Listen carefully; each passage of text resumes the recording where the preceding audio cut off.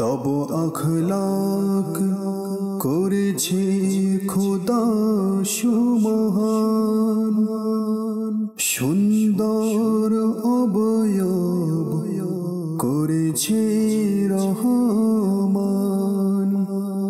আলহামদুলিল্লাহি রাব্বিল আলামিন ওয়াসসালাতু ওয়াসসালামু আলা খাতামিন নবিয়্যিন, আম্মা বা'দ, ফাউযু বিল্লাহি মিনাশ শাইতানির রাজীম। বিসমিল্লাহির রহমানির রহিম।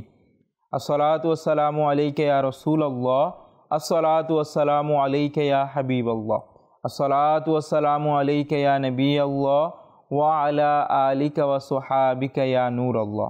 মাদিনী চ্যানেলের দর্শক শ্রোতা, আপনাদের সবাইকে জানাই অনেক অনেক শুভেচ্ছা ও স্বাগতম মাদিনী চ্যানেল বাংলার ধারাবাহিক অনুষ্ঠান সিরাতে মুস্তাফা সাল্লাল্লাহু তাআলা আলাইহি ওয়া আলিহি ওয়াসাল্লামে।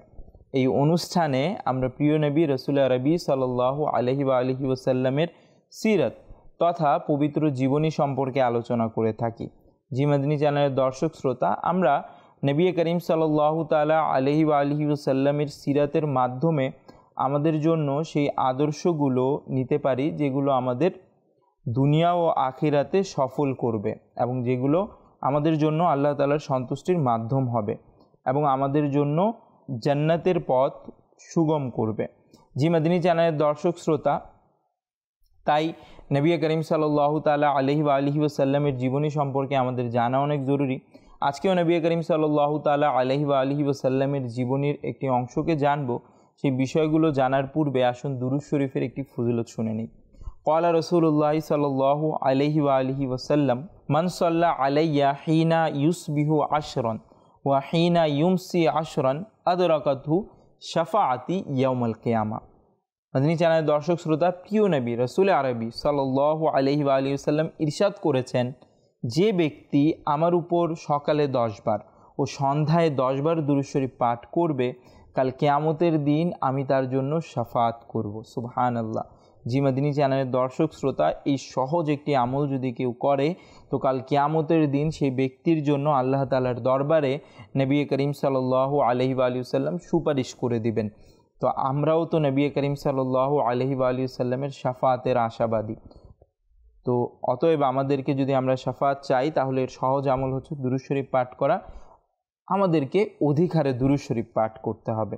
সাল্লু আলাল হাবিব সাল্লাল্লাহু তাআলা আলা মুহাম্মদ সাল্লাল্লাহু আলাইহি ওয়া আলিহি ওয়াসাল্লাম। মাদিনী চ্যানেলের দর্শক শ্রোতা, আপনারা দেখছেন সিরাতে মুস্তাফা সাল্লাল্লাহু আলাইহি ওয়া আলিহি ওয়াসাল্লাম। আর আজকের বিষয় হচ্ছে মক্কায় ইসলাম। জি মাদিনী চ্যানেলের দর্শক শ্রোতা, এতদিন যাবৎ মক্কায় যারা ইসলাম ধর্ম গ্রহণ করত তাদেরকে বিভিন্নভাবে অত্যাচার করা হতো।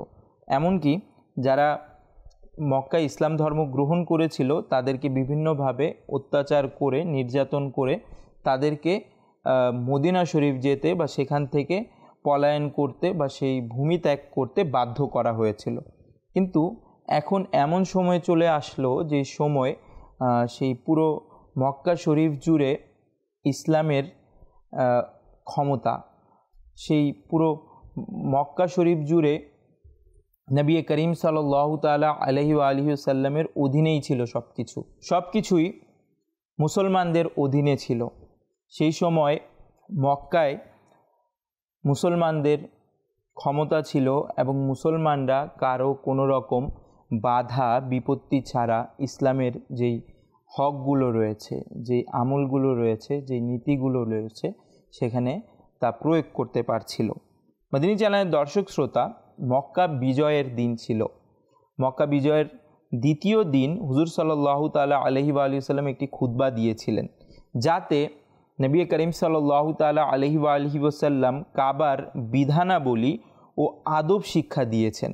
সেই আদবগুলো হচ্ছে যে হেরেমে কারো রক্ত প্রবাহিত করা, পশুদের মারা, শিকার করা, গাছ কাটা এবং আজখার এক ধরনের গাছ, তো সেই গাছ ছাড়া অন্য কোনো ঘাস কাটা হারাম এবং আল্লাহ পাক মুহূর্তের জন্য তার রাসূল সাল্লাল্লাহু আলাইহি ওয়া আলিহি ওয়াসাল্লামকে হেরেমে যুদ্ধ করার অনুমতি দিয়েছিলেন। নবী করিম সাল্লাল্লাহু আলাইহি ওয়াসাল্লাম বলেন যে আমার পূর্বেও কারো অনুমতি ছিল না এবং পরেও কিয়ামত পর্যন্ত হেরেমের মধ্যে যুদ্ধ করার কারো অনুমতি নেই, কারো জন্য হালাল নেই এটি। মাদিনী চ্যানেলের দর্শক শ্রোতা, এভাবে করে নবী করিম সাল্লাল্লাহু আলাইহি সাল্লাম খুতবা দিয়েছিলেন। অবশ্যই আল্লাহ তাআলা আমাদের যাদেরকে তৌফিক দান করবে এবং আমরা মক্কা শরীফে যাওয়ার সৌভাগ্য হবে, অবশ্যই এটা খেয়াল রাখতে হবে যেন মক্কা শরীফের সম্মান আমরা রক্ষা করি। মাদিনী চ্যানেলের দর্শক শ্রোতা, নবী করিম রউফুর রহিম সাল্লাল্লাহু তাআলা আলাইহি ওয়া আলিহি সাল্লাম মক্কায় কিছুদিন ছিলেনও।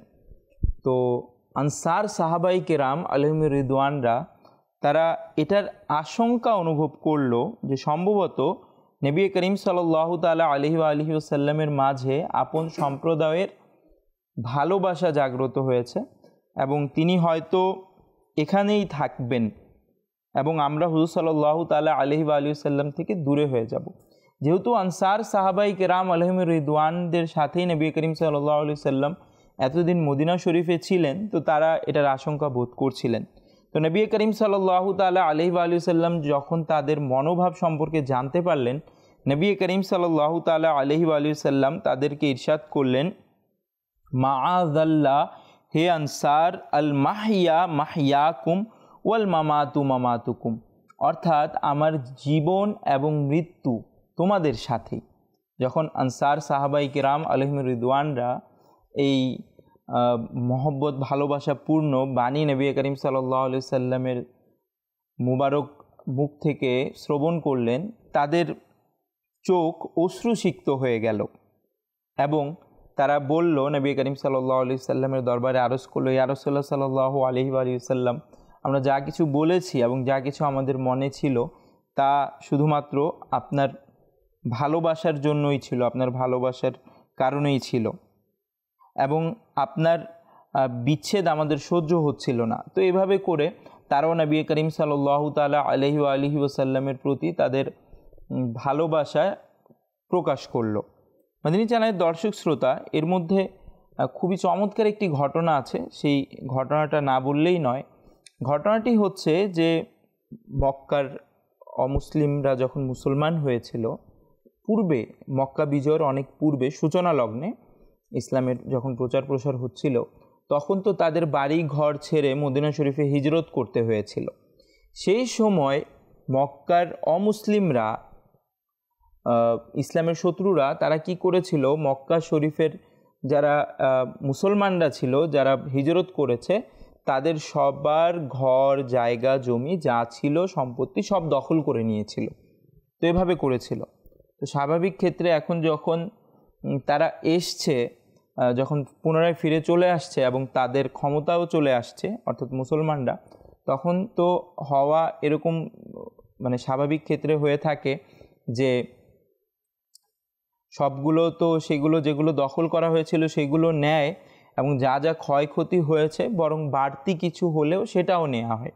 কিন্তু নবী করিম সাল্লাল্লাহু তাআলা আলাইহি ওয়া আলিহি ওয়াসাল্লাম কেমন দয়ালু এবং সাহাবায়ে কেরাম এবং মুসলমানরা কেমন আল্লাহ তাআলার সন্তুষ্টিতে সন্তুষ্ট এবং সব কিছু তারা আল্লাহ তাআলার জন্যই করে এবং দুনিয়ার প্রত্যেকটা জিনিস থেকে তারা অমুখাপেক্ষী। তো কেমন তারা অমুখাপেক্ষী যে নবী করিম সাল্লাল্লাহু তাআলা আলাইহি ওয়া আলিহি ওয়াসাল্লাম তাদের নির্দেশ দিলেন সাহাবাই কেরাম আলাইহিম রিদওয়ানদেরকে যেন তাদের যা যা জিনিসপত্র অমুসলিমরা দখল করেছিল হিজরতের পর, তারা সব কিছু যেন অমুসলিমদের জন্য উপহার দিয়ে দেয় এবং তারা যেন গ্রহণ না করে সেটা। তো সাহাবাই কেরাম আলাইহিম রিদওয়ানরা এমনই করেছিলেন। সিরাতে মুস্তাফা সাল্লাল্লাহু তাআলা আলাইহি ওয়া আলিহি ওয়াসাল্লাম কিতাবের মধ্যে আল্লামা আব্দুল মুস্তাফা আজমি রহমতুল্লাহি তাআলা আলাই এই ঘটনাটি ব্যক্ত করার পর তিনি বলেন, আল্লাহু আকবার, হে জগতের ঐতিহাসিক উপাখ্যান সমূহ, বলো তো দুনিয়ার কোনো বিজয়ের ইতিহাসে কি কখনো এমন সুন্দর সুসজ্জিত পাতা দেখেছ? হে পৃথিবী আল্লাহর ওয়াস্তে বলো, হে আসমান লিল্লাহ বলো, তোমাদের মাঝে কি এরূপ কোনো বিজয় অতিবাহিত হয়েছে যে তার শত্রুদের সাথে এরূপ সুন্দর আচরণ করেছে? হে চাঁদ ও সূর্যের চমক এবং দূরদৃষ্টি সম্পন্ন চোখ, তোমরা কি লাখো বছরের ঘূর্ণয়মান দিবারাত্রিতে এমন কোনো তাজেদার অর্থাৎ মুকুটধারী ব্যক্তিকে দেখেছ? তোমরা এটি ছাড়া আর কি বলবে? প্রিয় নবী সাল্লাল্লাহু আলাইহি ওয়া আলিহি ওয়াসাল্লামের সৌন্দর্য ও মহিমার ওই অতুলনীয় অবদান যে বিশ্ব মোড়লদের জন্য এর কল্পনাও অসম্ভব। তাই আমরা পুরো দুনিয়াকে চ্যালেঞ্জ সহকারে দেখার দাওয়াত দিচ্ছি। জি মাদিনী চ্যানেলের দর্শক শ্রোতা, অবশ্যই এটাও একটি ঐতিহাসিক উপহার ছিল যে যেই বিষয়গুলো দখল করে নিয়েছে এবং পরবর্তীতে যখন ক্ষমতা পাওয়া হয়েছে তখনও তাদেরকে সেটা উপহার স্বরূপ দিয়ে দিয়েছে। তাদের থেকে অতিরিক্ত কিছু তো নেয়নি, বরং নিজেদের প্রাপ্য জিনিস যেগুলো ছিল সেগুলোও তাদেরকে উপহার স্বরূপ দিয়ে দিয়েছিলেন নবী করিম সাল্লাল্লাহু আলাইহি ওয়া সাল্লামের নির্দেশে। মাদিনী চ্যানেলের দর্শক শ্রোতা, মক্কা বিজয়ের দ্বিতীয় দিনে যখন নামাজের সময় হলো, নবী করিম সাল্লাল্লাহু তাআলা আলাইহি ওয়া সাল্লাম হযরত বিলাল রাদিয়াল্লাহু তাআলা আনহুকে আজানের আদেশ দিলেন। হযরত বিলাল রাদিয়াল্লাহু তাআলা আনহু মক্কা শরীফের ছাদে উঠে, অর্থাৎ কাবা শরীফের ছাদে উঠে তিনি আজান দিলেন, আল্লাহু আকবার আল্লাহু আকবার। এই কথা, এই পবিত্র বাক্যগুলো যখন শুনল মুসলিমরা, অর্থাৎ নতুন নতুন যারা এখনই মুসলমান হয়েছে মাত্র, তারা শোনার পর তাদের মধ্য থেকে একজন হযরত ইতাব বিন উসাইদ বলল যে খোদা আমার পিতার সম্মান রেখেছেন যে এ আওয়াজ শোনার পূর্বেই তাকে দুনিয়া থেকে উঠিয়ে নিলেন। এভাবে করে বিভিন্ন কিছু তারা বলল, যদিও বা পরবর্তীতে নবী করিম সাল্লাল্লাহু তাআলা আলাইহি ওয়া সাল্লামের সান্নিধ্যের বরকতে নবী করিম সাল্লাল্লাহু তাআলা আলাইহি ওয়া সাল্লামের দরবারে থাকার বদৌলতে তারা সচ্চা পাক্কা মুসলমান হয়ে গিয়েছিলেন, দৃঢ় মুসলমান হয়ে গিয়েছিলেন। এমনকি নবী করিম সাল্লাল্লাহু তাআলা আলাইহি ওয়া সাল্লাম হযরত ইতাব বিন উসাইদ রাদিয়াল্লাহু তাআলা আনহুকে মক্কা থেকে যাত্রা করার সময় শাসক বানিয়ে দিয়েছিলেন। জি মাদিনী চ্যানেলের দর্শক শ্রোতা, তারা পরবর্তীতে নবী করিম সাল্লাল্লাহু আলাইহি সাল্লামের বরকতে এমন দৃঢ় মুসলমান মুমিন হয়ে গিয়েছিলেন। নবী করিম সাল্লাল্লাহু তাআলা আলাইহি ওয়া সাল্লাম এরপর সাফা পর্বতের নিচে একটি উঁচু স্থানে গিয়ে বসেন এবং সেখানে বিভিন্ন ব্যক্তিরা নবী করিম সাল্লাল্লাহু আলাইহি সাল্লামের হাতে হাত রেখে মুসলমান হচ্ছিলেন, নবী করিম সাল্লাল্লাহু আলাইহি সাল্লামের বায়াত গ্রহণ করছিলেন। তো এমন সময় পরবর্তীতে যখন মহিলাদের সময় আসলো, তো নবী করিম সাল্লাল্লাহু তাআলা আলাইহি ওয়া সাল্লাম মহিলাদের কথায় কথায় বায়াত করালেন এবং এদের মধ্যে হযরত হিন্দাও ছিলেন, যিনি পরবর্তীতে ইসলাম ধর্ম গ্রহণ করেছিলেন, যিনি আবু সুফিয়ান বিন হারব রাদিয়াল্লাহু তাআলা আনহুয়ের স্ত্রী হযরত হিন্দা রাদিয়াল্লাহু তাআলা আনহা, তিনিও মুসলমান হয়ে গিয়েছিলেন সেখানে। হযরত আয়েশা সিদ্দিকা রাদিয়াল্লাহু তাআলা আনহা থেকে বর্ণিত যে তিনি বলেন যে নবী করিম সাল্লাল্লাহু তাআলা আলাইহি ওয়া সাল্লাম সেই বায়াতের সময় কোনো মহিলার হাত নবী করিম সাল্লাল্লাহু আলাইহি সাল্লামের হাতকে স্পর্শ করেনি। জি মাদিনী চ্যানেলের দর্শক শ্রোতা, তো নবী করিম সাল্লাল্লাহু আলাইহি সাল্লাম সেখানে সকল মহিলাদেরও বায়াত নিয়েছিলেন। মাদিনী চ্যানেলের দর্শক শ্রোতা, মক্কা শরীফ বিজয়ের পর বিধর্মীদের, অমুসলিমদের অনেক বড় সর্দাররা যারা বিধর্মী ছিল তারা বিভিন্ন জায়গায় পলায়ন করেছিল, অর্থাৎ মক্কা শরীফ থেকে পলায়ন করেছিল। তাদের মধ্যে একজন ছিল ইকরামা বিন আবু জাহল, অর্থাৎ আবু জাহেলের সন্তান ইকরামা, সেও মক্কা শরীফ থেকে পলায়ন করেছিল। কিন্তু তার স্ত্রী আবু জাহেলের ভাতিজি হযরত উম্মে হাকিম রাদিয়াল্লাহু তাআলা আনহা ইসলাম ধর্ম গ্রহণ করেছিলেন এবং নবী করিম সাল্লাল্লাহু তাআলা আলাইহি ওয়া সাল্লামের দরবারে আপন স্বামী, নিজ স্বামী ইকরামা বিন আবু জাহেলের জন্য ক্ষমা প্রার্থনা করেন। তো নবী করিম সাল্লাল্লাহু তাআলা আলাইহি ওয়া সাল্লাম তাকে ক্ষমা করে দেন। তো হযরত উম্মে হাকিম রাদিয়াল্লাহু তাআলা আনহা তিনি তার স্বামীর কাছে এই সংবাদ নিয়ে গেলেন। তার স্বামী ইকরামা তখন ইয়ামানে ছিল, তো তিনি সংবাদ দিলেন। তো পরবর্তীতে ইকরামা নবী করিম সাল্লাল্লাহু আলাইহি সাল্লামের দরবারে এসে বা তৎক্ষণাৎ সেখানেই ইসলাম ধর্ম গ্রহণ করে এবং নবী করিম সাল্লাল্লাহু আলাইহি সাল্লামের দরবারেও পরবর্তীতে সে উপস্থিত হয়। নবী করিম সাল্লাল্লাহু তাআলা আলাইহি ওয়া সাল্লাম তাকে দেখে অনেক খুশি হয়েছিলেন এবং আনন্দে যখন নবী করিম সাল্লাল্লাহু আলাইহি সাল্লাম উঠলেন তার সাথে সাক্ষাৎ করার জন্য, তো নবী করিম সাল্লাল্লাহু আলাইহি সাল্লামের চাদর মুবারকও পড়ে যায়। তো নবী করিম সাল্লাল্লাহু তাআলা আলাইহি ওয়া সাল্লাম এর সংস্পর্শতায় সে সেখানে পায়। সাফওয়ান বিন উমাইয়া, সে উমাইয়া বিন খালফের ছেলে ছিল। সে নিজের পিতা উমাইয়া বিন খালফের মতোই, উমাইয়া বিন খালফও ইসলামের শত্রু ছিল, তো সেও নিজের পিতার মতোই শত্রু ছিল। মক্কা বিজয়ের দিন সে জেদ্দায় পালিয়ে গিয়েছিল। তারপর হজরত উমাইর বিন ওয়াহাব রাদিয়াল্লাহু তাআলা আনহু প্রিয় নবী সাল্লাল্লাহু আলাইহি সাল্লামের দরবারে তার জন্য সুপারিশ করলেন সাফওয়ান বিন উমাইয়ার জন্য। তো নবী করিম সাল্লাল্লাহু তাআলা আলাইহি ওয়া আলিহি ওয়াসাল্লাম তাকে ক্ষমা করে দিলেন এবং নবী করিম সাল্লাল্লাহু তাআলা আলাইহি ওয়া আলিহি ওয়াসাল্লাম সেই ক্ষমার প্রমাণস্বরূপ নিজের বরকতময় পাগড়ি হযরত উমর রাদিয়াল্লাহু তাআলা আনহুকে দিয়ে দিয়েছিলেন। হযরত উমর রাদিয়াল্লাহু তাআলা আনহু সেই পাগড়ি মুবারক নিয়ে তার কাছে যান এবং তাকে সুসংবাদ শুনান এবং তাকে মক্কায় নিয়ে আসেন। পরবর্তীতে সে হুনাইন যুদ্ধে পর্যন্ত মুসলমান হয়নি, কিন্তু এরপর সে ইসলাম ধর্ম কবুল করে নিয়েছিল। কাব বিন জাহির তিনি নবম হিজরিতে তার ভাইয়ের সাথে মদিনায় এসে ইসলাম কবুল করেন এবং হুজুর সাল্লাল্লাহু তাআলা আলাইহি ওয়া আলিহি ওয়াসাল্লামের প্রশংসায় নিজের প্রসিদ্ধ কাসিদা বান্ত সাআদ পাঠ করেন। প্রিয় নবী সাল্লাল্লাহু আলাইহি ওয়া আলিহি ওয়াসাল্লাম খুশি হয়ে তাকে নিজের চাদর মুবারক দান করেন এবং যখন কাব বিন জাহির রাদিয়াল্লাহু তাআলা আনহুয়ের নিকটে চাদরটি ছিল তো তাকে 10,000 দিরহাম হযরত আমিরে মুআবিয়া রাদিয়াল্লাহু তাআলা আনহু প্রদান করলেন যে পবিত্র চাদরটি আমাকে দিয়ে দাও, কিন্তু তিনি অস্বীকার করলেন এবং তিনি নবী করিম সাল্লাল্লাহু আলাইহি সাল্লামের চাদর চড়া মূল্যেও অর্থাৎ খুব বড় একটি মূল্য তাকে দেয়া হচ্ছিল, তিনি দিলেন না। তারপর যখন তিনি ইন্তেকাল করলেন হযরত আমিরে মুআবিয়া রাদিয়াল্লাহু তাআলা আনহু তার ওয়ারিসদের থেকে 20,000 দিরহাম দিয়ে সেই বরকতময় চাদরটি নিয়ে নিয়েছিলেন এবং সেই চাদর ইসলামী সুলতানদের কাছে অর্থাৎ ইসলামী যারা বাদশাহ ছিল তাদের কাছে তাবারুক হিসেবে ছিল। একজন ছিল ওয়াহশী, যে উহুদ যুদ্ধে হুজুর সাল্লাল্লাহু তাআলা আলাইহি ওয়া আলিহি সাল্লামের সম্মানিত চাচা হামজা রাদিয়াল্লাহু তাআলা আনহুকে হত্যা করেছিল, শহীদ করেছিল। ওয়াহশীও মক্কা বিজয়ের দিন পালিয়ে সে তায়েফে চলে যায়, কিন্তু তায়েফের এক প্রতিনিধি দলের সাথে প্রিয় নবী সাল্লাল্লাহু আলাইহি সাল্লামের দরবারে উপস্থিত হয়ে সে মুসলমান হয়ে গেল। নবী করিম সাল্লাল্লাহু তাআলা আলাইহি ওয়া আলিহি সাল্লাম হযরত হামজা রাদিয়াল্লাহু তাআলা আনহুকে শহীদ করার ঘটনা শুনে খুবই আবেগ আপ্লুত হয়ে গেলেন এবং নবী করিম সাল্লাল্লাহু আলাইহি সাল্লামের নয়ন অশ্রুসিক্ত হয়ে গেল। তো নবী করিম সাল্লাল্লাহু তাআলা আলাইহি ওয়া আলিহি সাল্লাম তাকে বললেন যে তুমি আমার সামনে কখনো আসিও না, অর্থাৎ তাকে দেখে হযরত হামজা রাদিয়াল্লাহু তাআলা আনহুর কথা মনে পড়ে যেতে পারে। তো তিনি এই বিষয় নিয়ে খুবই অনুশোচনায় থাকতেন।